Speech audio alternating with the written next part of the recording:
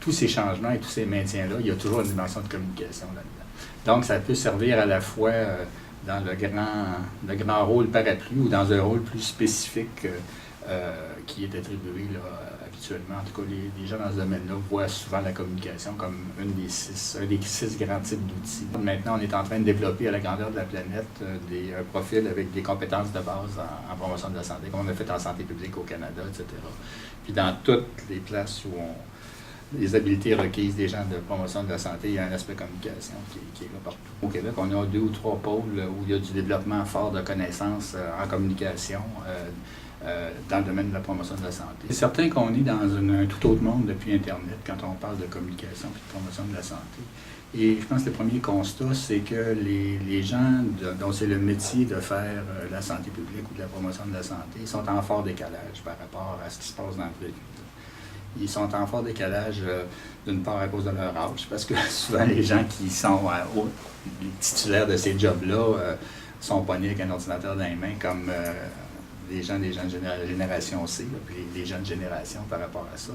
Et donc, je pense qu'on ne voit pas encore la profondeur des changements qui ont été entraînés par ça. Et on raisonne encore comme avec une tête de monde qui a des livres entre les mains, alors que l'univers a changé radicalement. Ça, je pense que c'est la première chose. Donc, un décalage important. Puis un manque de conscience qu'il y a bien du monde en business sur Internet dans le domaine de la santé, puis que les gens de santé publique ou les gens embauchés par des autorités de promotion de la santé sont une voix parmi bien d'autres, souvent une voix faible parce qu'elle n'a pas les moyens que les entreprises ont en général, une voix souvent plate parce qu'en termes de la manière dont les choses sont conçues, ne sont pas conçues en fonction de toute la logique et la manière de faire qui va avec tout le fait d'être sur Internet, là, comme on est souvent beaucoup trop long, etc. Alors, il y a toute une façon de faire, mais dont on ne s'est pas beaucoup prévalu jusqu'à maintenant. La pluralité des voix, d'après moi, c'est une très bonne chose. En même temps, ça pose le problème de la qualité puis de la capacité des gens qui sont les usagers de faire le ménage entre ce qui a du bon sens et ce qui n'a pas de bon sens. Et ça, c'est un gros enjeu. Puis, on parle de toutes sortes de littératie depuis un certain temps dans le domaine de la santé, là, donc la capacité à décoder des messages de manière intelligente pour faire quelque chose avec.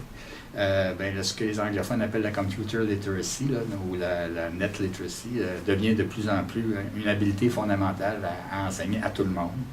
Et moi, je pense que c'est à ce prix-là qu'on va être capable d'aider les gens à s'organiser et à développer les habiletés requises pour avoir accès intelligemment à l'ensemble de l'information qui est là.